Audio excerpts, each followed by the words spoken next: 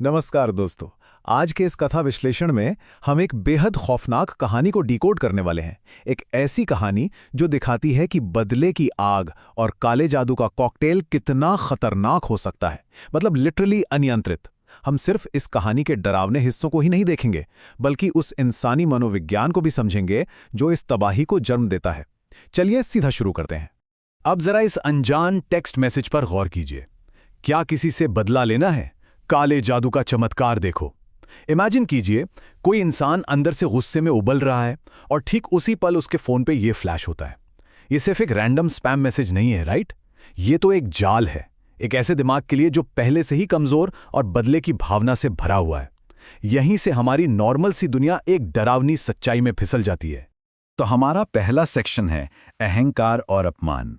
क्योंकि देखिए, कोई भी शैतानी खेल बिना किसी इंसानी कमजोरी के तो शुरू होता नहीं है।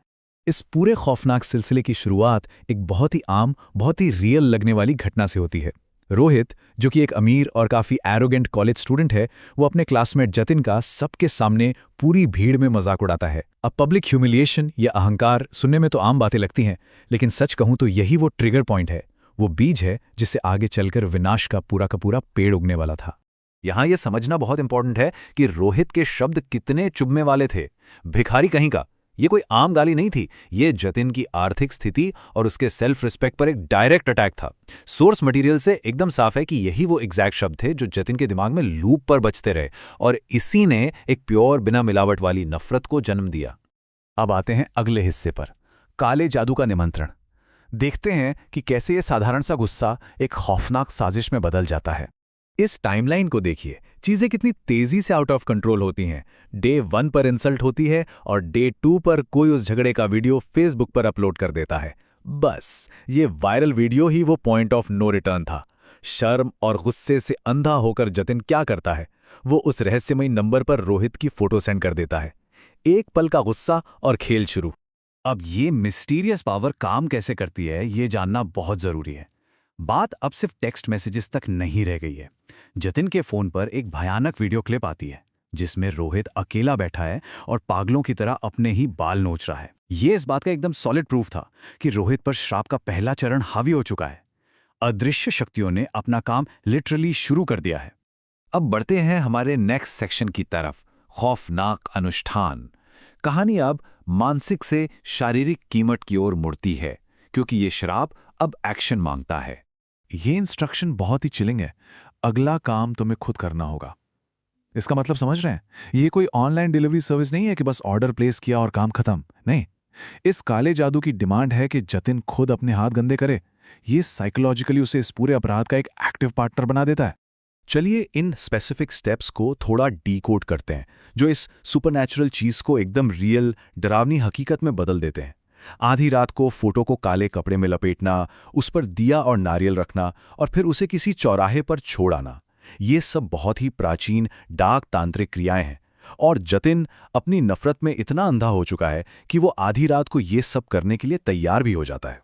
और रिचुअल को पूरा करने के लिए जतिन को इन एग्जैक्ट शब्दों को 3 बार दोहराना था। जैसा दर्द तूने दिया है, वैसा दर्द अब तू भुगत। सोर्स मटेरियल बताता है कि जैसे ही जतिन ये मंत्र पूरा करता है, दिया अपने आप बुझ जाता है। बस डील सील हो गई। रोहित की किस्मत अब तय हो चुकी है। ये नफरत की वो एक्सट्रीम लिमिट है जहां एक इंसान शैतान से हाथ मिला लेता है। इसके बाद जो होता है, उसके सेंसरी डिटेल्स सच में रोंगटे खड़े कर देने वाले हैं। रोहित को एक्सट्रीम पैरानोया होने लगता है। उसे हर जगह एक काला साया महसूस होता है, जिसकी सफ़ेद आंखें हैं, पुतलियां गायब हैं और चेहरा ऐसा जैसे पिघल गया हो। आईने में, बाइक के पीछे, हर जगह वो साया है। और सबसे बड़ी ट्रेजेडी, जब वो अपने पिता को ये बताता है तो वो इसे महज स्ट्रेस या ड्रग्स का असर मानकर इग्नोर कर देते हैं। मतलब रोहित अब इस अलौकिक खौफ के सामने बिल्कुल अकेला है। और इस साये की सबसे खतरनाक बात यह है कि ये कोई सिंपल इल्यूजन नहीं है। ये एक बहुत ही चालाक एंटिटी है। ये घर के नौकर बिरजू का रूप ले लेती है और उसकी आवाज गले से नहीं बल्कि छाती की गहराई से निकली हुई एक भारी अप्राकृतिक आवाज। ये साया रोहित के ही जाने पहचाने चेहरों का इस्तेमाल करके उसे आइसोलेट कर देता है और उसे छत तक ले जाता है। एक ऐसा खौफनाक माहौल बन जाता है जिससे एस्केप करना इम्पॉसिबल है। और अब आते हैं कहानी के आखिरी हिस्से पर। खूनी खेल खत्म।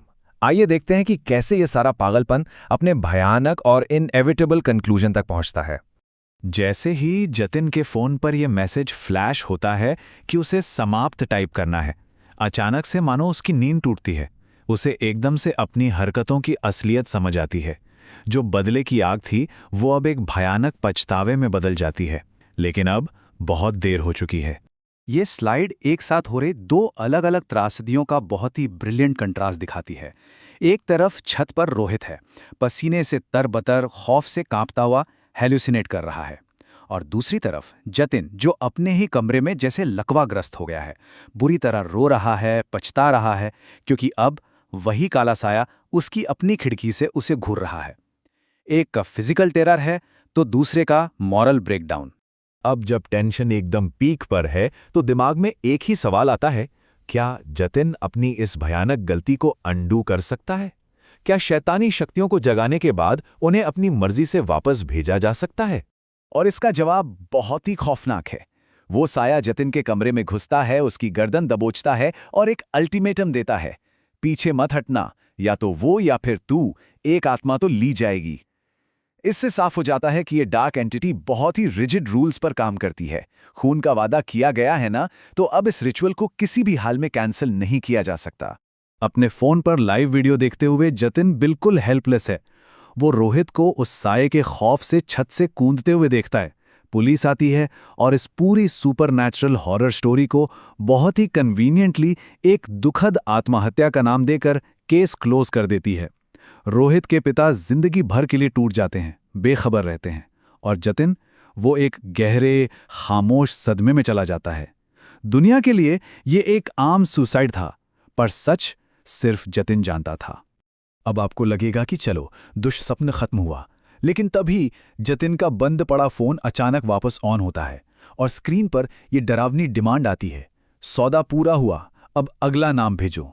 मतलब इन अंधकार की शक्तियों की भूख कभी शांत नहीं होती। एक बार दरवाजा खोल दिया तो वो कभी वापस नहीं जाती। कहानी का अंत एक पोएट्रिक लेकिन बेहद भयानक इंसाफ के साथ होता है। जतिन अगला नाम देने से मना कर देता है। कमरे की लाइट झपकने लगती है और इस बार कोई अनजान साया नहीं, खुद रोहित की आत्मा सामने खड़ी है। नीला चेहरा, सफेद आंखें और टेढ़ी गर्दन। वो कहता है, इस बार तू चल, खेल खत्म करते हैं। कुछ ही देर बाद जतिन की खून से लथपथ लाश मिलती है। लिटरली वो उसी श्राप का शिकार बन गया जिसे उसने खुद मास्टरमाइंड किया था।